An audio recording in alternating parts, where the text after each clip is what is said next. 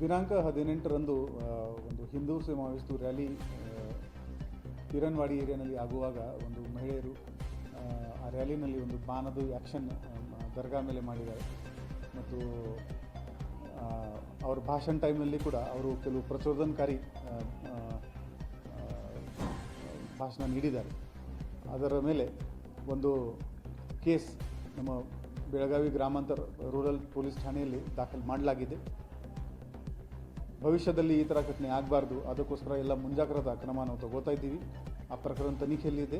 ಬೇಗನೆ ಅದರಲ್ಲಿ ಯಾರು ತಪ್ಪಿಸ್ತರಿದ್ದಾರೆ ಅವರ ಮೇಲೆ ನಾವು ಕಾನೂನು ರೀತಿಯ ಕ್ರಮ ತಗೋತೀವಿ. ನಮ್ಮ ಬೆಳಗಾವಿ ಒಂದು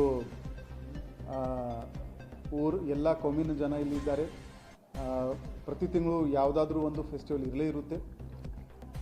ಬರೋ ದಿನಗಳಲ್ಲಿ ಈ ಥರ ಯಾವುದೇ ಘಟನೆ ಆಗಬಾರ್ದು, ಅದಕ್ಕೋಸ್ಕರ ಇವತ್ತು ಒಂದು ಮುಖಂಡರುಗಳದು, ಹಿಂದೂ ಸಮಾಜದ ಮುಖಂಡರುಗಳು ಮತ್ತು ಮುಸ್ಲಿಂ ಸಮಾಜದ ಮುಖಂಡರು ಎಲ್ಲರ ಜೊತೆಗೆ ನಾವು ಒಂದು ಮೀಟಿಂಗ್ ಮಾಡ್ತಾ ಇದ್ದೀವಿ. ಯಾವುದೇ ಕಾರಣಕ್ಕೂ ಸೋಷಿಯಲ್ ಮೀಡಿಯಾದಲ್ಲಿ ಪ್ರಚೋದನಕಾರಿ ಹೇಳಿಕೆ ಆಗಲಿ ಅಥವಾ ಆ್ಯಕ್ಷನ್ ಆಗಲಿ ಅದನ್ನು ಸೋಷಿಯಲ್ ಮೀಡಿಯಾದಲ್ಲಿ ಹೈಲೈಟ್ ಮಾಡಬಾರ್ದು ಅಂತ ಅವರಿಗೆ ನಾವು ರಿಕ್ವೆಸ್ಟ್ ಕೂಡ ಮಾಡ್ತಾ ಇದ್ದೀವಿ. ಮತ್ತು ಇನ್ನು ಮುಂದೆ ಈ ಸೋಷಿಯಲ್ ಮೀಡಿಯಾ ಟೀಮ್ ನಮ್ಮದು ಆಲ್ರೆಡಿ ವಾಚ್ ಮಾಡ್ತಾ ಇದೆ. ಯಾರು ಪ್ರಚೋದನಕಾರಿ ಅದರಲ್ಲಿ ಹೇಳಿಕೆ ಹಾಕಿದ ಮೇಲೆ ತಕ್ಷಣವೇ ಆ ಸೋಷಿಯಲ್ ಮೀಡಿಯಾ ಹ್ಯಾಂಡಲ್ ಮೇಲೆ ಕ್ರಮ ಆಗುತ್ತೆ ಮತ್ತು ಅವ್ರ ಮೇಲೆ 10 ಲಕ್ಷದ ನಾವು ಬಾಂಡ್ ಅವ್ರು ಕೂಡ ಮಾಡ್ತೀವಿ. ಫಾರ್ BNSS ಪ್ರಕಾರ ಅವ್ರ ಮೇಲೆ 10 ಲಕ್ಷದ ಬಾಂಡ್ ಕೂಡ ಆಗುತ್ತೆ. ನಮ್ಮದು ಬೆಳಗಾವಿ ಸಿಟಿ ಒಂದು ಬೆಳಗಾವಿ ಬ್ರ್ಯಾಂಡ್, ಇಂಟರ್ನ್ಯಾಷನಲ್ ಬ್ರ್ಯಾಂಡ್ ಆಗಿ ಬೆಳಿಬೇಕು. ಅದಕ್ಕೋಸ್ಕರ ಶಾಂತಿ ಮತ್ತು ಸುವ್ಯವಸ್ಥೆ ಬಹಳ ಇಂಪಾರ್ಟೆಂಟ್ ಇದೆ.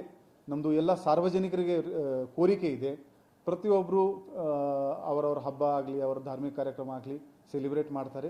ಎಲ್ಲ ಕಮ್ಯುನಿಟಿ ಅದಕ್ಕೆ ಸಪೋರ್ಟ್ ಆಗಲಿ ಮತ್ತು ನಮ್ಮ ಬೆಳಗಾವಿನಲ್ಲಿ ಶಾಂತಿ ಮತ್ತು ಸುವ್ಯವಸ್ಥೆ ಇಂಪ್ರೂವ್ ಆಗಲಿ.